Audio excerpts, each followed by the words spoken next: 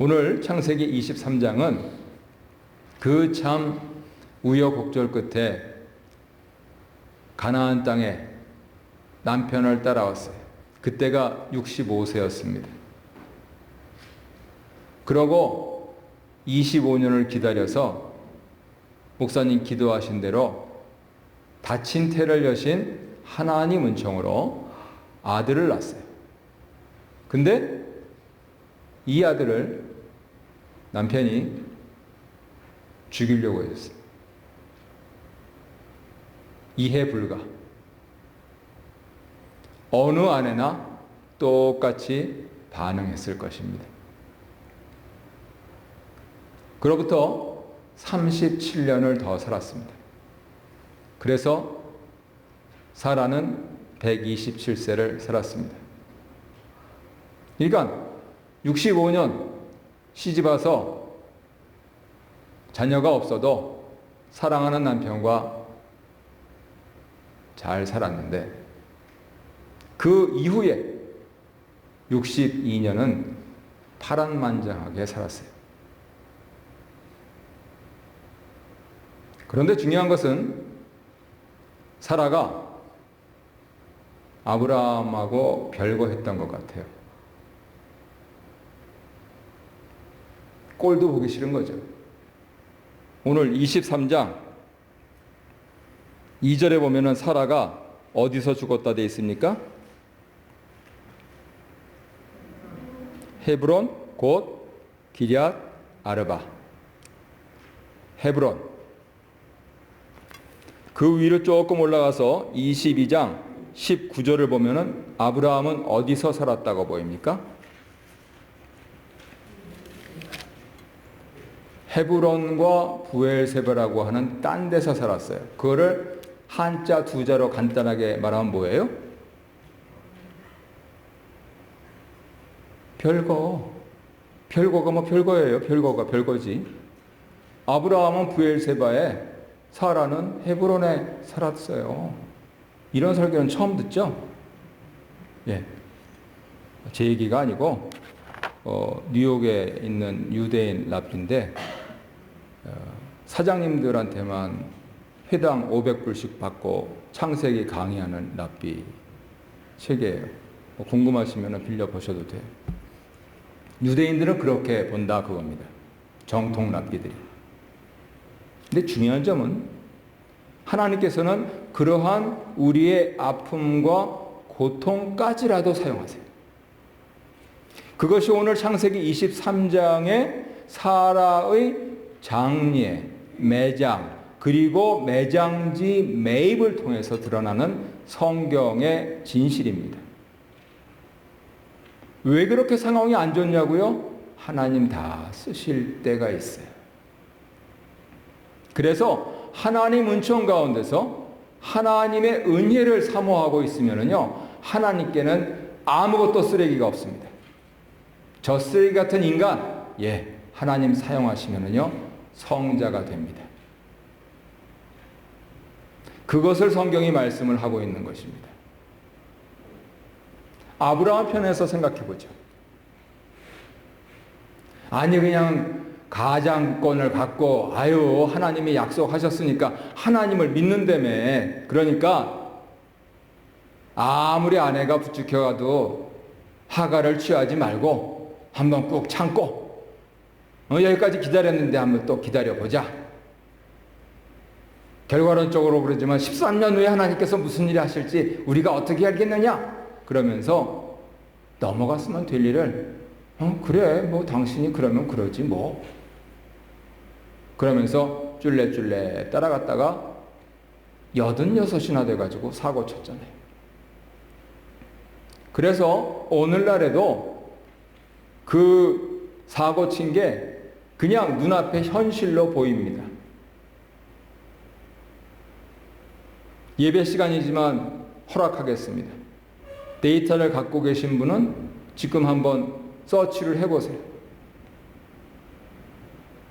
소리는 줄이시고 막벨라 불 한번 쳐보세요.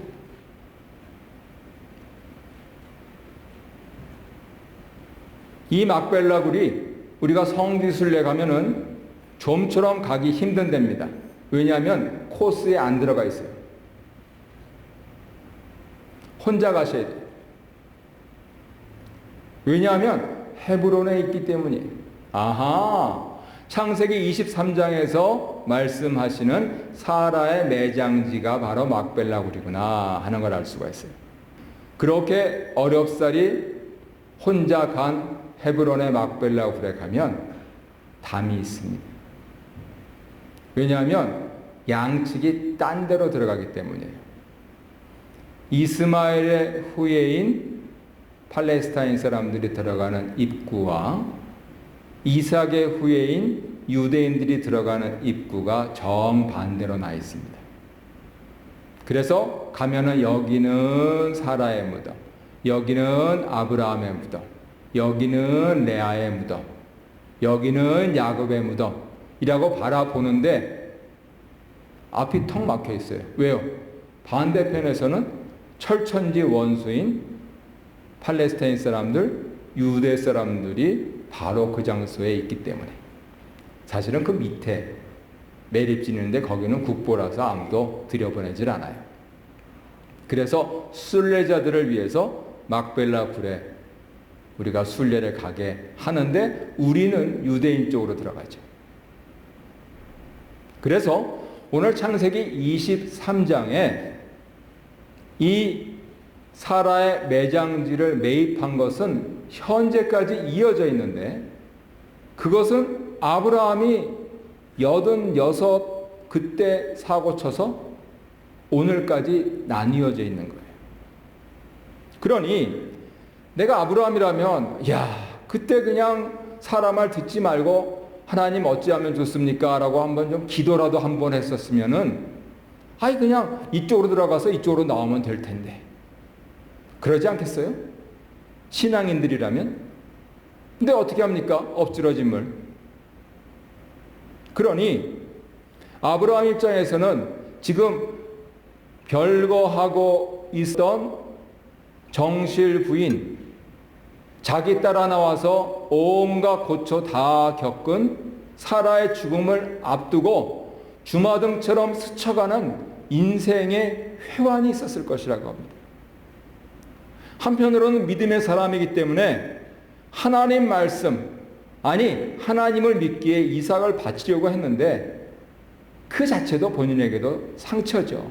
당하는 사람이 그 받는 트라우마는 그거는 어쩌할 수가 없지만은 그러나 그것을 행하고자 하는 사람 역시도 전 진짜 하나님 두려운 분이다 하는 생각을 안 갖겠어요?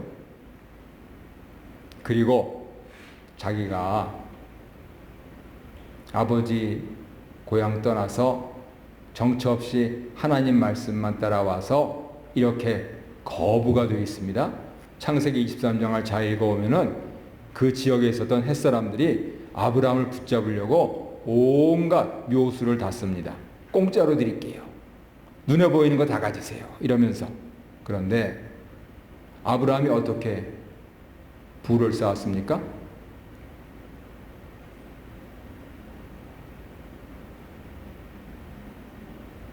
사라를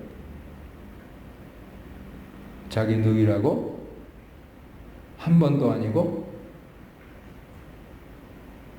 2번씩이나. 그때마다 그냥 어마무시한 것들이 들어왔단 말이에요. 산의 대장부로서 그거 생각하면은 떳떳합니까? 창피합니까? 남자분들 한번 대답해 보세요. 그래도 괜찮다. 내가 부자면 된다면? 그러던 아내가 죽은 겁니다. 자기 따라 나와서 고생하다가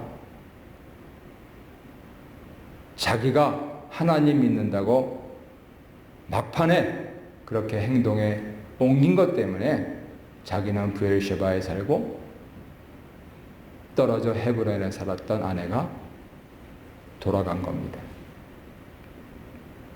그러니 이 아브라함에게 있어서는 청천벽력입니다. 그죠? 나를 미워해도 좋으니 살아만 있어다. 우리 이산 가족들의 마음 아니겠습니까? 우리 또 병실에 격리되어 있는 가족들 마음이 아니겠습니까? 살아만 있어다. 그런데 그것이 아니고 죽음이 된 겁니다. 한 가지 더 말씀드리면, 그렇게 해서 부부 갈등의 원인이 되었던 이삭. 이삭은 당연히 어머니 장례식에 참석했겠죠? 유대인들은 아니라고 봅니다. 왜냐하면 이번 주 묵상하시게 되겠지만 24장에 가서 이제 자기의 부인 리브가를 맞아들일 때 이삭이 살던 지역 이름이 나와요. 어디로 나오냐 하면 부헬라헤로이, 네게부 지역이라고 나옵니다. 아버지 떠나 살았어요. 그러니 세상에 믿음도 좋지만은 이런 콩가루 집안이 어디 있습니까? 그런데 바로 거기서 하나님은 희망의 싹을 틔우시는 겁니다. 그것도 거래를 통해서. 그래서 오늘 말씀의 제목이 희망을 사다입니다. 아무리 속죄해도 모자른 아내의 죽음을 앞에 두고 아브라함은 이제 브엘셰바에서 내려와서 아내가 살던 곳, 아내가 왜 거기 살았겠어요? 거길 좋아하니까. 그러니까 아내에게 양지 바른 곳을 사주고 싶은 거예요. 생전에 다 해주지 못했던 그것을 해주고 싶은 거예요. 근데 또 이 양반이 흥정의 달인이잖아요. 심지어는 누구하고 흥정을 합니까? 하나님하고 흥정을 해요. 소돔과 고모라를 멸하겠다고 하실 때 먼저 제시하잖아요. 50, 40 어디까지 내려갑니까? 이야, 그렇게 깎아요.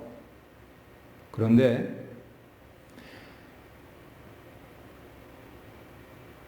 가슴속에 사무치는 아내의 매장지를 위해서는 한 푼 안 깎습니다. 그래서 이 사람이 믿음의 사람이에요. 그래서 믿음의 사람이에요. 나는 내 식대로 산다. 그게 믿음의 사람이 아니에요. 사람답게 살아야 믿음의 사람이에요. 그러면 단지 양지 바른 곳에 아내를 안치하기 위해서 그런가? 또 그것도 아니에요. 23장을 잘 읽어보면 아브라함은 막벨라 굴 그것만 살려고 그랬어요. 왜요? 막벨라 굴만 사면 그 지역에 굴 소유권만 있어가지고, 예를 들면 우리가 지난 주일날 상고해 보았던 전쟁이라든가 또 여러 지역 커뮤니티에 의무를 져야 하는 데서 자유롭기 때문이에요. 그러니까 달랑 굴만 살려고 그랬어요. 그런데 에브론이라는 사람이 아브라함이 거주하는 이방인이라고 스스로 얘기하면서 아브라함이 갖고 있었던 그 엄청난 부귀와 존귀가 이 땅에서, 더구나 아들은 저 아래 떨어져 살고 있을 때에 이 사람을 붙잡아 두면 이 사람 가고 나면 이 사람 건 다 우리 거다. 그러니까 공짜로 가지시라. 아니다. 그렇게 안 한다. 그러니까 그래? 그러면 맛 좀 봐라. 그러면서 막벨라 굴 하나만은 안 되고 막벨라 굴이 있는 거기 있는 내 땅 전부, 밭, 목초, 나무 전부 다 은 400셰켈. 우리가 감이 잘 안 와서 그렇죠. 미시사가 땅에 100 스퀘어 피트짜리를 1000만 불에 사라고 하는 것과 같은 얘기예요. 밸류가 똑같다는 얘기가 아니고 비유하자면. 왜냐하면 저 뒤에 열왕기상 16장 24절에 보면은 오므리라고 하는 악한 왕이 나오는데 이 사람은 경제적으로는 굉장히 부흥을 이룬 왕이에요. 근데 열왕기상 16장 24절에 이 오므리 왕이 은 2달란트, 은 6천 셰겔로 산 도시가 사마리아였어요. 경제적인 번영을 구가했던 그 큰 도시를 은 6천 세겔로 샀는데, 아니 굴 딸린 조그만 밭대기 그거를 400시켈에 사라는 거예요. 무슨 소리예요? 아이고 돈이 많으면 얼마나 많어, 살려면 400시켈 내. 무슨 소리예요? 그냥 줄 테니까 가져, 이 소리예요. 그랬더니 흥정의 달인 아브라함이 아무 얘기 안 하고 턱 내놓습니다. 그걸로 끝. 왜냐하면은 1차적으로는 내 사랑하는 아내의 매장지가 나를 지나 내 자손을 지나, 당시에는 모든 사람들이 증인이 쓰던, 오늘날처럼 공증받을 필요도 없고 아버지에 의해서 아들에 의해서 손자에 의해서 저거는 저 사람 거다. 근데 말이야, 그때 그 사람이 저거를 400시킬이나 냈어. 미쳤었어. 이렇게 하면서 영원히 자기의 소유로 만들기 위해서였어요.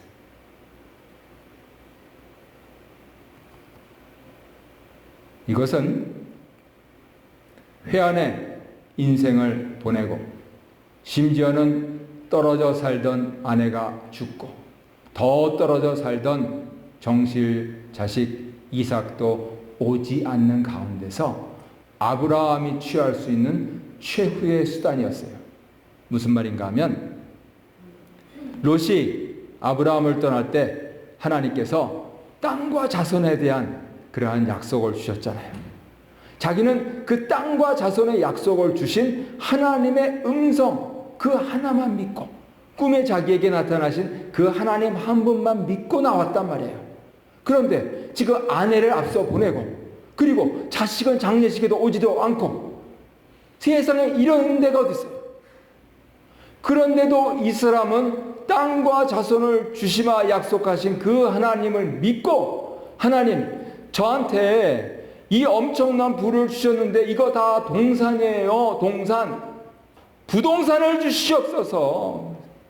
내가 살던 브엘셰바가 아니고 내 사랑하는 아내가 살던 헤브론, 여기를 주시옵소서 하면서 한 푼도 깎지 않고 덤태기 쓰는 거 다 알면서 오직 그 희망을 샀다고 합니다. 자기 주위에는 엄청난 은근 보호가 있을지라도 이 허한 마음, 그런데 이 허한 마음을 넘어서는 땅과 자손을 약속하시는 그 하나님의 약속 밖에는 붙들 게 없단 말이에요. 자기한테 남은 거는 그 약속 하나밖에 없단 말이에요. 그랬을 때 인비저블이 아니고 비저블 랜드를 저에게 주시옵소서 하면서 무려 400시켈이나 내고 그 밭대기를 샀단 말입니다.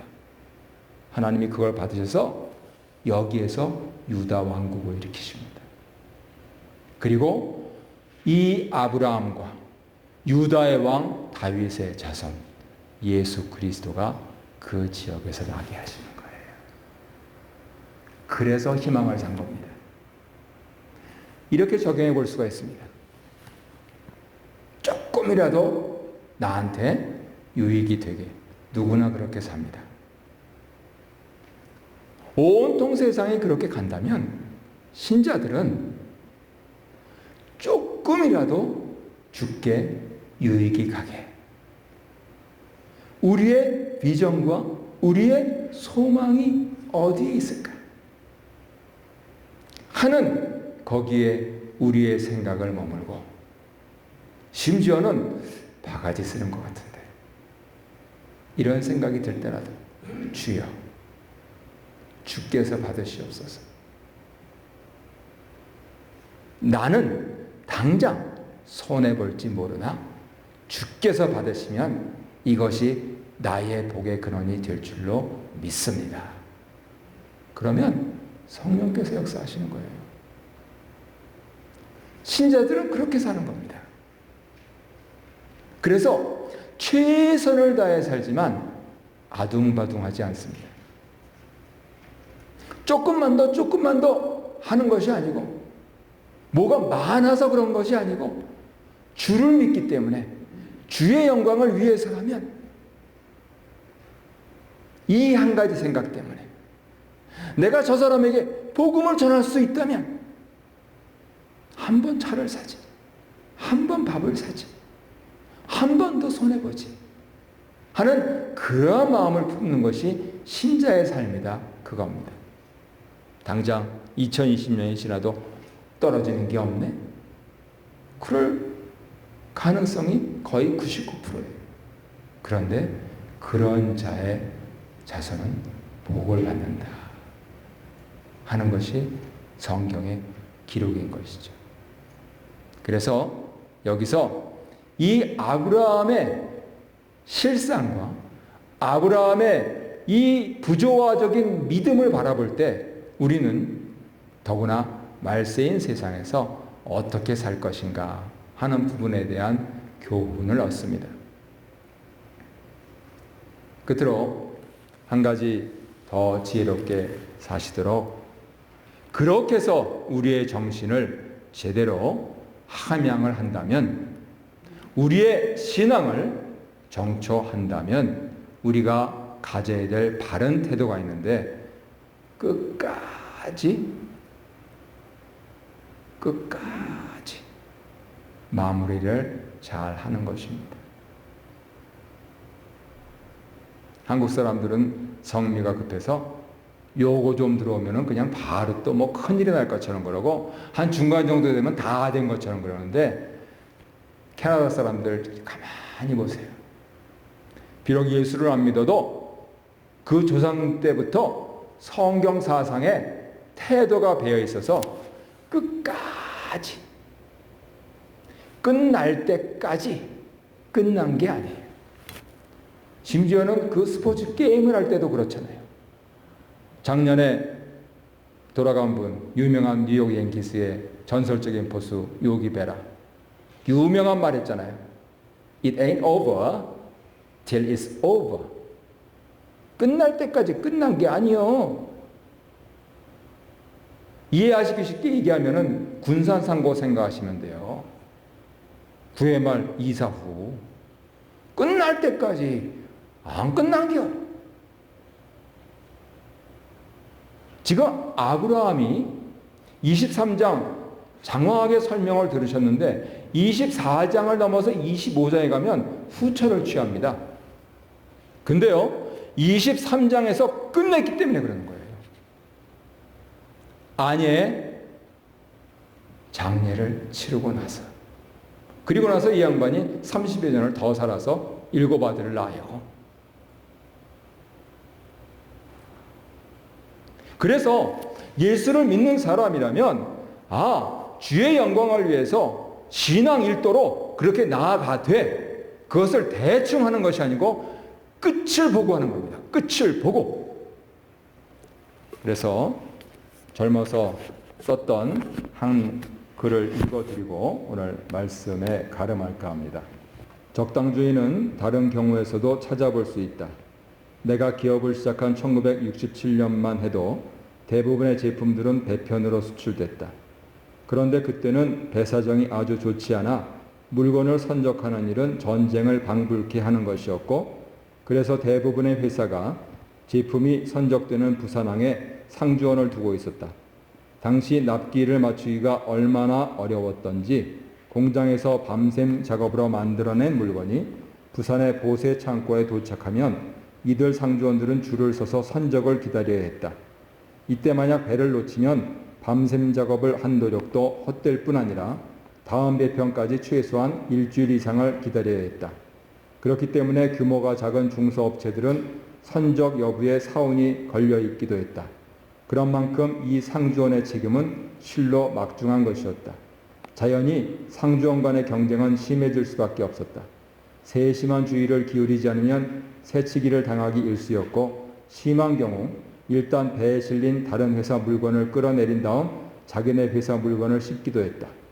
그런데 각 회사의 상주원은 대개 다음과 같은 세 가지 부류로 일하는 자세를 가를 수 있었다. 첫째는 자기 회사 물건이 부두에 도착된 것만을 확인하고 집으로 돌아가는 사람이다. 둘째는 부두에 도착된 물건을 확인할 뿐만 아니라 배에 실리는 것까지도 확인하고 돌아가는 사람이다. 마지막 부류는 배에 실리는 것을 확인하는 데 그치지 않고 배가 떠나는 것까지 확인하는 사람이다. 여기서 첫 번째 부류의 사람은 10중 8구 자기 물건을 제때에 싣지 못했다. 두 번째 사람도 10번이면 한두 번은 선적에 실패했다. 세 번째 사람이라야 확실히 선적에 성공할 수 있었다.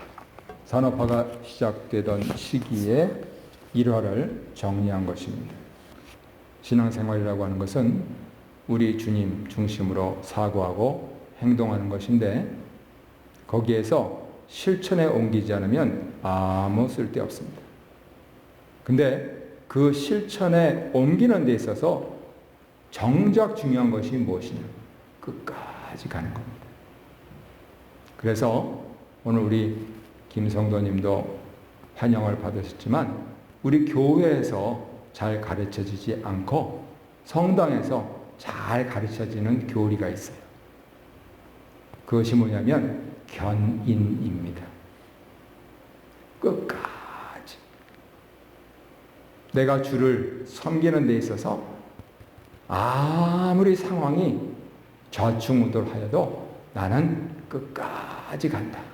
그것이 신자다. 주일날 예배 와서 그것을 배우고 일주일을 살면서 그것을 살면 신자는 믿음의 사람일 뿐 아니고 사회에서도 유능한 사람입니다. 오늘 이 말씀을 들으신 성도님들께서 이렇게 사회에서 유력하고 또 신심이 특실하신 그러한 우리 교회 성도님들로 오는 주간에도 승리하시기를 바랍니다.